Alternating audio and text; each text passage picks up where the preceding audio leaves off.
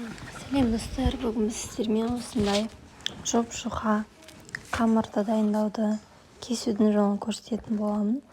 Ол үшін бізде бірінші фишка міндетті түрде қамыр ие қанған. 10-15-20 минуттай осылай пакетикте тұру қажет. Сонда ол жұмсақ болып, әдемі болып жайылады. Ал мен қамырды илеудің жолын келесі видеомда шығара жатармын. Әзірше осыны бақылай тұрыңыздар. Мінекей біздің қамырымыз. Бұл екінші фишка.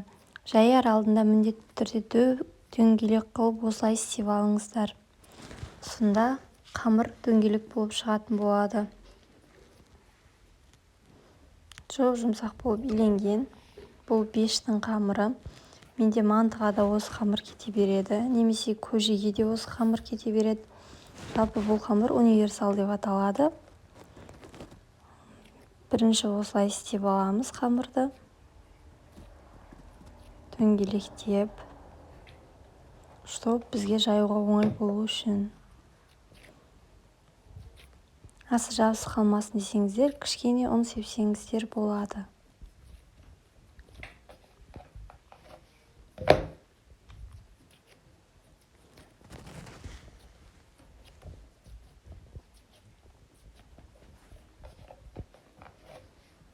Осылай істеп аламыз.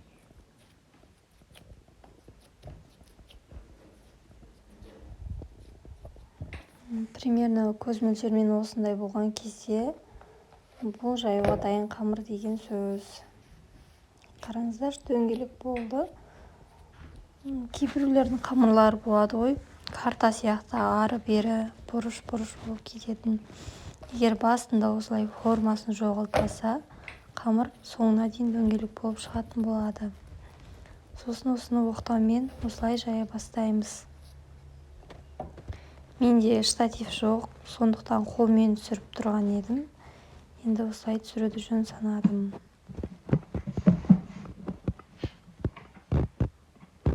Біркелкі етіп жаямыз.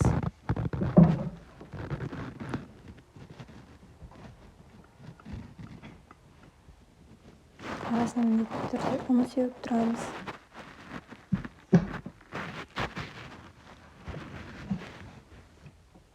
Егер сіздер қамырды жақсы көріп жаятын болсаңыздар, ол өте оңай жайылады.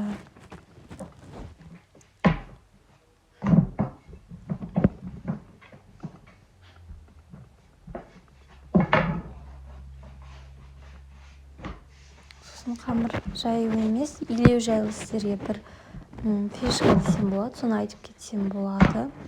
Қамыр илеген кезде кәдімгі сұйық май бар ғой, біреулер пісте май дейді, біреулер сұйық май дейді. Сол майдан кішкене құйып жіберсеңіздер, қамыр прям жұмсақ болып, күшті болып жайылады ғой, гладкий болып. Мінекей мен осылай жаямын. Қазір менде штатив жоқ, бір қолмен түсіріп тұрмын. Ортасын қатты баса беруге болады, ал жан-жағын қатты баспаймыз.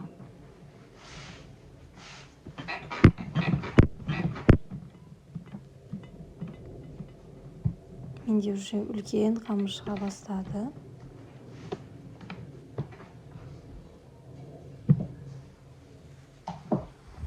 Видеоны соңына дейін тамашалаңыздар, лайк басыңыздар, пікір қалдырыңыздар, комментарий жазыңыздар.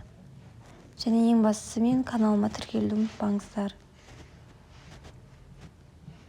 Бұл мен үшін үлкен қолдау. Осылай жаямыз.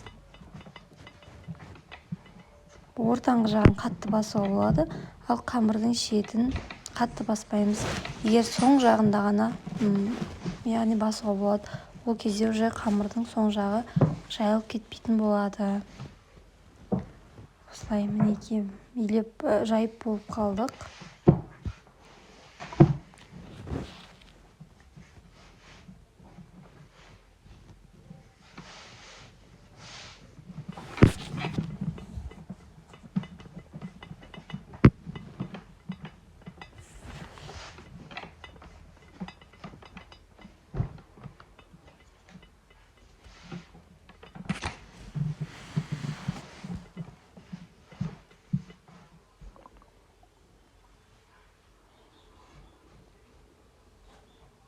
арасына ұн құйып тұрамыз.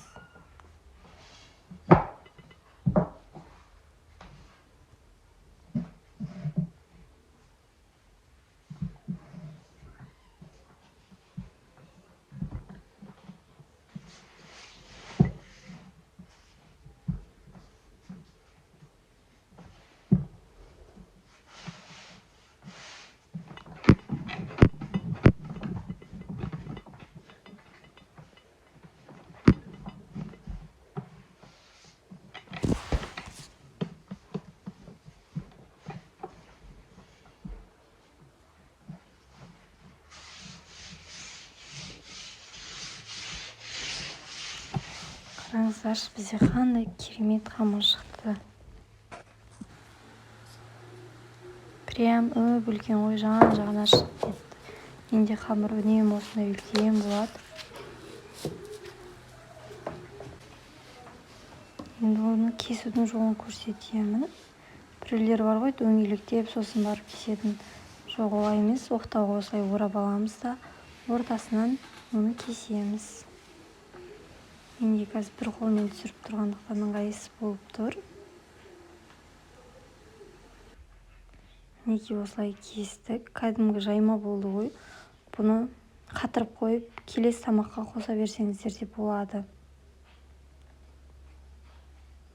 Осылай кесіп аламыз. Және қайнап тұрған суға пісіріп аламыз. Менде бұл пешке арналды бұл қамыр.